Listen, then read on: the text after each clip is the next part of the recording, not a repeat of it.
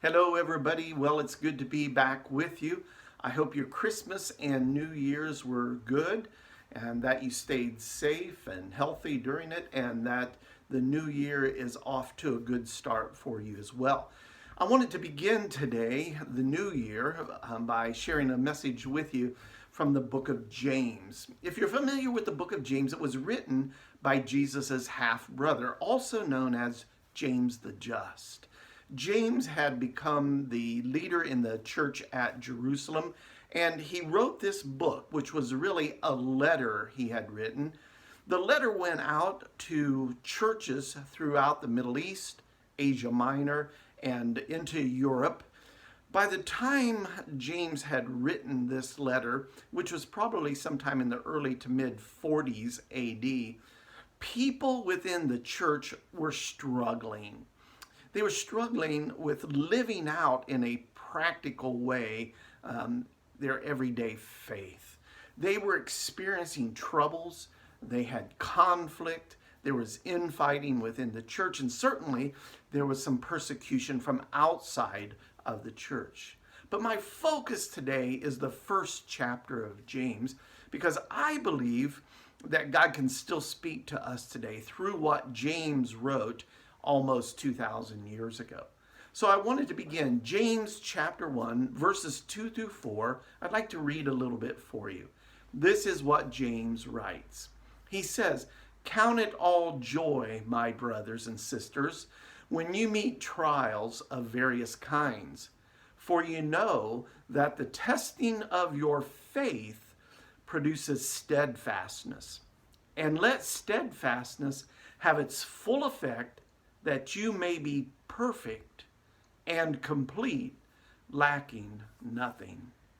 Well, that raised the question in my mind. How can any of us feel joy when we're experiencing the trials of life? Certainly 2020 had lots of trials to it, and we got to experience that. But how can you have joy in the middle of all of that? Well, if you take a deeper look at the word joy in the original Greek language, it seems to indicate it's much more like gladness than it is joy that you and I would be familiar with, as in rejoicing. So I'm convinced that we can experience gladness in our trials if we have the right perspective on our trials. But I have to confess something to you. I don't always have the right perspective. Maybe you can identify with that. I don't know. I don't always have the right perspective, so I'm not always glad when I find myself in the middle of some kind of trial. James says that the trials of various kinds produce steadfastness. And that word steadfastness, we would probably better identify it with the word patience. So trials of various kinds works to develop in us patience. Different trials at different times working to create patience inside of us. It's not the same thing we're experiencing over and over and over again, but it's different kind of experiences, different things at different time that God is using to develop patience inside of us. So with that perspective, I can find some gladness in my trials because I see God's hand at work in the midst of my trials when I think in terms of He's trying to develop patience inside of me. God allows trials to come into our lives so that it develops our faith, to deepen our faith, to strengthen our faith in Him, and to have patience, get this, patience in His process. See, I think that's what James is really trying to communicate here, that you and I experience trials in our lives sometimes because God is trying to develop in us patience, steadfastness in His processes, in what He's doing and how He's doing it in His time frame. Well, James continues writing in James chapter 1, verses 5 through 8. This is what James says. He says, "If any of you lacks wisdom, let him ask God, who gives generously to all without reproach, and it will be given him. but let him ask in faith, with no doubting. For the one who doubts is like a wave of a sea that is driven and tossed by the wind. For that person must not suppose that he will receive anything from the Lord. He is a double-minded man, unstable in all of his ways. James says, if we lack wisdom, well, what kind of wisdom would I lack in the middle of a trial? Well, you know what? I need a kind of wisdom that will help me navigate the trials that I find myself in. I think our tendency as human beings is to try and navigate our own way through the trials. Maybe you can identify with that. I do it sometimes. James seems to indicate by faith we need to ask God to give us wisdom. His wisdom, not our own limited wisdom, about how to navigate some of the toughest times in our lives. And for some of us today, we have been experiencing some of those toughest times in our lives. James is really addressing the believer's faith here. The churches were struggling with their faith. The people in the church were struggling with their faith. And we do that sometimes too, don't we? I know I do. I struggle with my faith sometimes. James seems to assert here that God is developing our faith through our trials. And one expression of our developing faith is that we ask God for his wisdom of how to get through the trial, and maybe what he wants us to learn from or in the midst of the trial. You know, for the past several months, I have a good friend. His name's Claude, and he has been battling colon cancer. The chemotherapy that he's been taking makes him sick. He says each time that he takes an infusion of it, it's like having the flu for a week.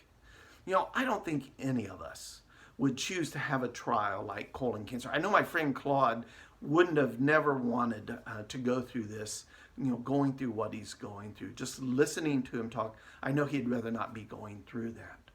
But Claude has this little saying that I like to borrow. And I've probably been saying what he's been saying for almost 20 years now. And this is Claude's perspective on things. He says, do what you know to do and leave the results up to God. That's faith. I think it's the kind of faith that James is hoping to cultivate in the early church, having a greater faith in what God can do. Now, James continues in James chapter 1, verses 9 through 11. This is what he writes. Let the lowly brother boast in his exaltation, and the rich in his humiliation, because like a flower of the grass, he will pass away. For the sun rises with its scorching heat and withers the grass. Its flower falls, and its beauty perishes. So also will the rich man fade away in the midst of his pursuits. Now, what does all that mean? It seems a little convoluted there as I was trying to figure out what James was talking about here. And I think what he's attempting to point out is that there is a great trial in our faith when our life circumstances change. Circumstances where a person may go from being a wealthy person to being a poor person, or vice versa. When a poor person acquires wealth, both of those are trials in our life. And temptations arise from both becoming prosperous and becoming poor. You know, one of the writers of the Proverbs captures the essence of this. His name was Agur. In Proverbs chapter 30, verses 7 and 9, this is what he writes. He says this, 2 things I ask of you. Deny them not to me before I die. Remove far from me falsehood and lying. Give me neither poverty nor riches. Feed me with the food that is needful for me, lest I be full and deny you and say, who is the Lord? Or lest I be poor and steal and profane the name of my God. Well, Agur saw the trial when life circumstances change. If I become wealthy, there might be the temptation to think I did it all by myself without God. If I become poor, there might be the temptation to steal to survive and dishonor God in doing so. So Agur, he had this understanding that James is talking about, that when life circumstances change for us, that's a trial, a test of our faith. And there's a little moral in that proverb that Agur wrote also, and that is this: don't wish for somebody else's life. Enjoy your own life. Now James, he continues writing in James chapter 1, verse 12. This is what he says. Blessed is the man who remains steadfast under trial, for when he has stood the test, he will receive a crown of life, which God has promised to those who love him. So the reward for enduring the trials is this thing called the crown of life, which James seems to indicate here is a metaphor. What is a crown? Well, a crown, crowns are spoken of throughout the Bible as a reward, if you will. James seems to be saying something like, when we successfully make it through our trials of life, our reward is that we prove ourselves to be true children of God, true children of the great King, and we're invited to participate in the King's reign and rule and dominion.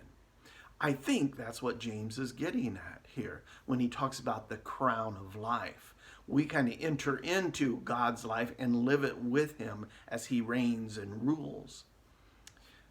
Paul wrote to Timothy and mentions pretty much the same thing. In 2 Timothy chapter 2, 11 and 12, this is what Paul writes to Timothy. He says this: the saying is trustworthy, for if we have died with him, we will also live with him. If we endure, and isn't that a great word, endure, like as endure trials, Paul says, if we endure, we will also reign with him. And I think that's part of the reward of the trials. I think that's what James is getting at here. I want to finish up with James chapter 1, verses 13 through 15. This is what James says. Let no one say when he is tempted, I am being tempted by God. For God cannot be tempted with evil, and he himself tempts no one. But each person is tempted when he is lured and enticed by his own desire. Then desire, when it is conceived, gives birth to sin. And sin, when it is fully grown, brings forth death. Well, we have to remember what the context is of what James is writing about when he says that. Remember, the context is he's writing about our trials. And now he brings temptation into the conversation. Temptation itself is not sin.